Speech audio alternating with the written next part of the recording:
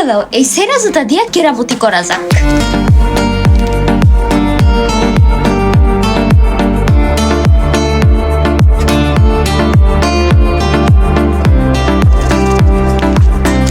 একটা উষ্টা খাইলে জুতা ছিঁড়ে যায়, আর এখানে বেলেট দিয়ে কাটতেছি, হ্যাঁ জুতা ছেড়ে না।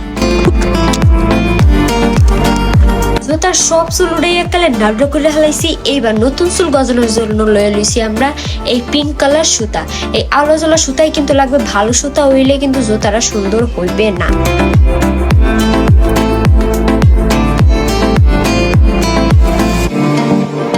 সুন্দর একখান জুতা পরা লাগে তো সুন্দর একখান পাও খুবই দরকার, কিন্তু এই শীতে পায়ে সুন্দর জুতা রাখা খুবই কঠিন। বানানা ফুট ক্রিম, এই শীতে আমি এটা ইউজ করতেছি। আমি অনেকদিন আগেই দেখাইছিলাম যে এটা আমি ইউজ করবো, এন্ড স্টিল আমি এটা ইউজ করতেছি। আর তারপর ভাই এটার প্রেমে পড়ে গেছে। এটা এত ভালো রেজাল্ট দিছে, আমি যতটা দেখছি যে এটার রিভিউ তার থেকে বেশি ভালো রেজাল্ট দিছে। আমি আমার নিজের এক্সপিরিয়েন্স থেকে বলি যে পায়ের যে বড় রোগ, সেটা হচ্ছে ফাটা রোগ শীতকালে, সেইটা তো একদম ঠিক করতে হেল্প করবে। প্লাস হচ্ছে পায়ে যে একটা খসখসা ভাইব দেয় শীতে সবসময়, সেইটা একদম ঠিকভাবে মানে মসৃণ, পাটা একদম মসৃণ হয়ে যায়, ঠিক আছে, সেটা করতে হেল্প করবে। শুধু শীতকালেই না, গরমকালেও ইউজ করতে পারবা।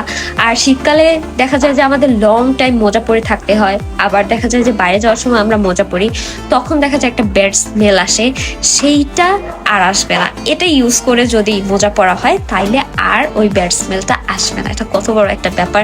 আর এটার স্মেলটা এত গুড, আমার মন চায় পুরো শরীরে মুখে সব জায়গায় মেখে ফেলি। এটা স্মেলটা এত ভালো লাগে, ঠিক আছে। তো আমি এটা ইউজ করে আমার এক্সপিরিয়েন্সটা শেয়ার করলাম, তোমরা চাইলে কিন্তু নিতে পারো। অনেকেরই, সবারই পায়ে হচ্ছে খসখসা হয়ে যায়, আর অনেকের তো ফেটে একদম অবস্থা অনেক খারাপ হয়ে যায়, বিশেষ করে বয়স্ক যাদের, তারাও ইউজ করতে পারবে, কোনো সমস্যা নাই। আর হ্যাঁ, কোথা থেকে নিছি, আমি ফার্স্ট টাইম আলাক্সা বিউটি শপেই দেখেছিলাম, তো এখান থেকেই নিছিলাম তখন। আর এখান থেকে তোমরা নিতে পারো।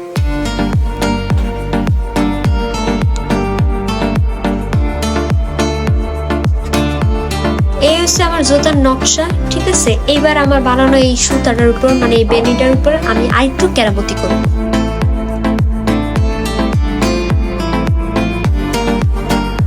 ফাইনালি আমার সেরা ফেরা জুতার নতুন লুক ডান।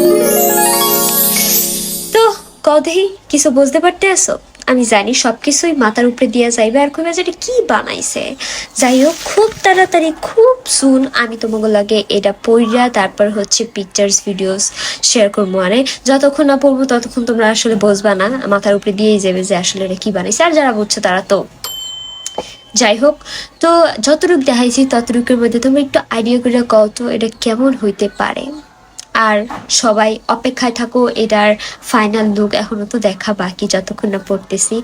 তো পরে সুন্দর মতো সবকিছু আপলোড করে দিব, সবাই দেখে নিও, অ্যান্ড তারপরে জানাইও যে কেমন হয়েছে। ওকে, তো সবাই ভালো থাকো, সুস্থ থাকো, অ্যান্ড নতুন কিছু তৈরি করতে থাকো। আল্লাহ হাফিজ।